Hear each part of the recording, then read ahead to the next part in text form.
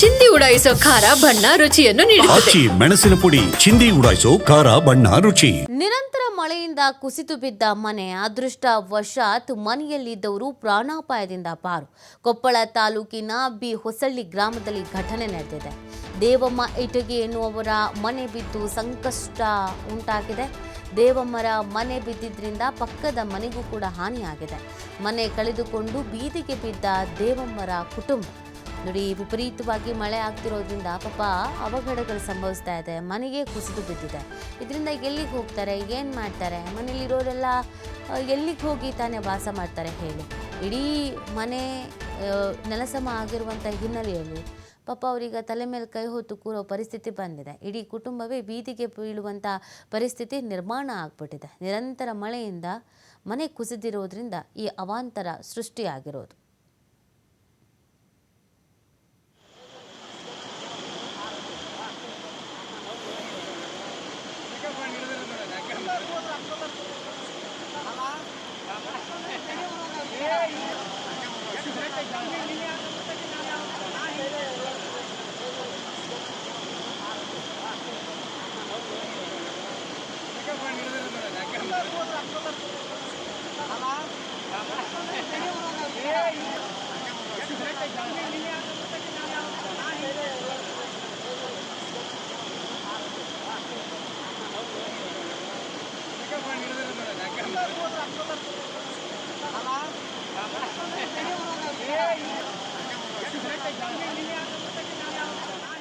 ಕೊಪ್ಪಳದಲ್ಲಿ ವಿಪರೀತವಾಗಿ ಮಳೆ ಆಗ್ತಿರುವಂಥ ಹಿನ್ನೆಲೆಯಲ್ಲಿ ಒಂದಷ್ಟು ಅವಘಡಗಳು, ಅವಾಂತರಗಳು ಸೃಷ್ಟಿಯಾಗ್ತಾ ಇದೆ. ಜನಜೀವನ ಅಸ್ತವ್ಯಸ್ತವಾಗ್ತಾ ಇದೆ.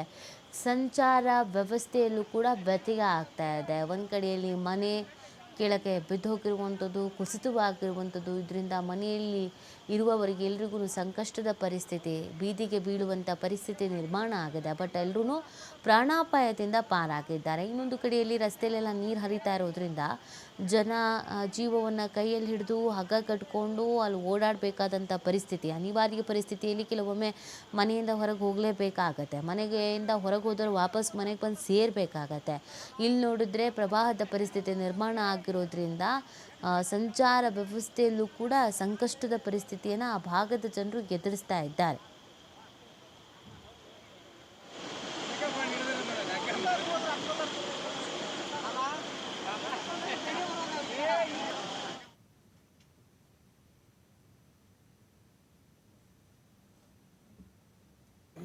ಮತ್ತು ಯಾರು ನಮಗೆ ದುಡ್ಬೇಕಾಗ ಎಲ್ಲರೂ ಬೇರೆ ಇರಲಿ. ಮತ್ತು ಇಬ್ಬರು ಗಂಡ್ಮಕ್ಳು ಇದ್ರೆ ತಮ್ಮ ಹೆಂಡ್ರ ಮಕ್ಕಳು ಬೇರೆ ಆಗಿರ್ತೀವಿ.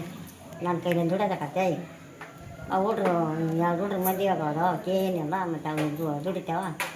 ನಾನು ಅಲ್ಲಿ ಮನೆಯಾಗ ನೀರು ತಂದು ಕೆತ್ತಕೊತೀನಿ ನೋಡಿ ಮನೆ. ಈ ಮಳೆ ಬಂತಂದ್ರೆ ಇಲ್ಲೆಲ್ಲ ಪುಟ್ಟಿ ಇಟ್ಟು ಎಲ್ಲ ಚೆಲ್ಬೇಕು. ನೀರು ತಂದು ನೀರು ತಂದು ಚೆಲ್ಲಿ ಕುಂತೀನಿ ನೋಡಿ. ಈ ಒಟ್ಟು ಮಳೆ ಬಂದರೆ ಇದೇ ಪರಿಸ್ಥಿತಿ ಸರ್. ಈ ಬಗ್ಗೆ ಮತ್ತಷ್ಟು ಮಾಹಿತಿ ನೀಡ್ತಾರೆ ನಮ್ಮ ಪ್ರತಿನಿಧಿ ನಾಗರಾಜ್. ವಿಪರೀತ ಮಳೆಯಿಂದ ಒಂದಷ್ಟು ಅವಘಡಗಳು, ಅವಾಂತರಗಳು ಸೃಷ್ಟಿಯಾಗ್ತಿದೆ. ಸದ್ಯ ಪರಿಸ್ಥಿತಿ ಏನು? ಜಿಲ್ಲಾಡಳಿತ ಏನೇನು ವ್ಯವಸ್ಥೆ ಮಾಡಿಕೊಂಡಿದೆ? ನೀತಿ ಏನಂದ್ರೆ, ಕೊಪ್ಪಳ ಜಿಲ್ಲೆದಂತ ನಿನ್ನೆಯಿಂದ ಮತ್ತೆ ಮಳೆರಾಯ ಅಬ್ಬರಿಸಿ ಬಬ್ಬರಿತಾ ಇದ್ದಾನೆ. ಈ ಕಾರಣಕ್ಕಾಗಿ ಗ್ರಾಮಾಂತರ ಪ್ರದೇಶಗಳಲ್ಲಿ ಬಹಳಷ್ಟು ಅವಾಂತರ ಆಗಿರುತ್ತದೆ. ಏನು ಕೊಪ್ಪಳ ತಾಲೂಕಿನ ಗೊಂಡ್ವಾಳ ಒಂದು ಏನು ಗ್ರಾಮದ ಬಳಿ ಏನಂದ್ರೆ ಅಪಾಯ ಮಟ್ಟ ಮೀರಿ ಅಲ್ಲಿ ಹಳ್ಳ ಹರಿತಿರುವಂತದ್ದು. ಈ ಕಾರಣಕ್ಕಾಗಿ 2 ಗ್ರಾಮಗಳಿಗೆ ಸಂಪರ್ಕ ಕಲ್ಪಿಸುತ್ತಾ ರಸ್ತೆ ಮೇಲೆ ಸಂಪೂರ್ಣವಾಗಿ ನೀರು ಹರಿತಿದ್ರಿಂದ 2 ಗ್ರಾಮಗಳ ಏನು ಗೊಂಡ್ವಾಳ ಮತ್ತು ಜೊತೆಗೆ ಏನು ಇನ್ನೊಂದು ಗ್ರಾಮ ಬರುತ್ತೆ, ಆ ಗ್ರಾಮದ ಜನರು ಕೂಡ ಪರದಾಡಿರ್ತದೆ. ಜೊತೆಗೆ ಏನಂತಂದ್ರೆ ಹೇಗಾದ್ರೂ ಮಾಡಿ ನಾವು ಮನೆ ಸೇರ್ಕೊಳ್ಬೇಕಂತೇಳಿ ನಾವು ಹಗ್ಗವನ್ನ ಕಟ್ಟಿ ಸುತ್ತ ಏನಂದ್ರೆ ತಮ್ಮ ಏನಂದ್ರೆ ರಕ್ಷಣಾ ಸಲುವಾಗಿ ಹಗ್ಗವನ್ನ ಕಟ್ಟಿ ಮತ್ತು ಹಗ್ಗನ ಹಿಡಿದು ರಸ್ತೆ ದಾಟುವಂತಹ ಸ್ಥಿತಿ ನಿರ್ಮಾಣ ಆಗುತ್ತದೆ. ಇವೆಲ್ಲ ದೃಶ್ಯಗಳು ಕೂಡ ಈಗ ಸ್ವತಃ ಸಲಹೆಯ ಮೊಬೈಲ್ ಅಲ್ಲಿ ಸೆರೆಯಾಗಿರುತ್ತದೆ.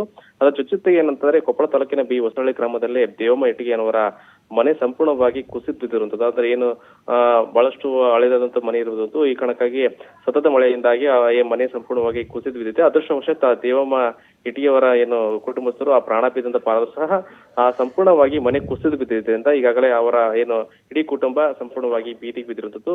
ಎಲ್ಲ ಘಟನೆ ನಡೆದದ್ದು ಸಹ ಏನ್ ಕಂದಾಯ ಇಲಾಖೆ ಅಧಿಕಾರಿಗಳು ಮತ್ತು ಗ್ರಾಮ ಪಂಚಾಯತಿ ಅಧಿಕಾರಿಗಳು ಸ್ಥಳಕ್ಕೆ ಭೇಟಿ ನೀಡಿಲ್ಲ. ಆ ಕಾರಣಕ್ಕಾಗಿ ಸ್ವತಃ ಏನಂದ್ರೆ ಆ ದೇವಮ್ಮ ಇಟಿಯವರ ಕುಟುಂಬ ಆಕ್ರೋಶ ವ್ಯಕ್ತಪಡಿಸಿದರೆ ಇಷ್ಟೆಲ್ಲ ಸಮಸ್ಯೆ ಆಗಿದೆ, ಇಷ್ಟೆಲ್ಲ ಆದ್ರೂ ಸಹ ನಮ್ಮ ಮನೆಗೆ ಭೇಟಿ ನೀಡಿಲ್ಲ ಮತ್ತು ಅದ್ರ ಜೊತೆಗೆ ಪರಿಹಾರ ಒದಗಿಸುವಂತ ಕೆಲಸ ಕೂಡ ಅಧಿಕಾರಿಗಳು ಮಾಡ್ತಾ ಇಲ್ಲ. ತಕ್ಷಣವೇ ನಮಗೆ ಏನಂದ್ರೆ ಇರೋದೊಂದು ಸೂರು, ಆ ಸೂರು ಕೂಡ ಈಗ ಕುಸಿದು ಬಿದ್ದಿದೆ. ಆ ಕಾರಣಕ್ಕಾಗಿ ನಮಗೆ ಹೊಸ ಒಂದು ಯಾವ್ದಾದ್ರು ಒಂದು ಯೋಜನೆಯಲ್ಲಿ ನಮಗೆ ಮನೆ ಕಟ್ಟಿಸಿ ಕೊಡಬೇಕು ಅನ್ನೋ ನಿಟ್ಟಿನಲ್ಲಿ ಆಗ್ರಹ ಮಾಡಿರೋದು. ಒಟ್ಟಾರೆ ಕೊಪ್ಪಳ ಜಿಲ್ಲೆಯಾದಂತ ಮಳೆ ಅಬ್ಬರಿಸಿ ಬರ್ತಿದೆ. ಈ ಕಾರಣಕ್ಕಾಗಿ ಬಹಳಷ್ಟು ಅವಾಂತರಾಗಿರುತ್ತು. ನಿಧಿ. ಓಕೆ, ಥ್ಯಾಂಕ್ ಯು ನಾಗರಾಜ್ ತಮ್ಮೆಲ್ಲ ಡೀಟೇಲ್ಸ್ಗೆ.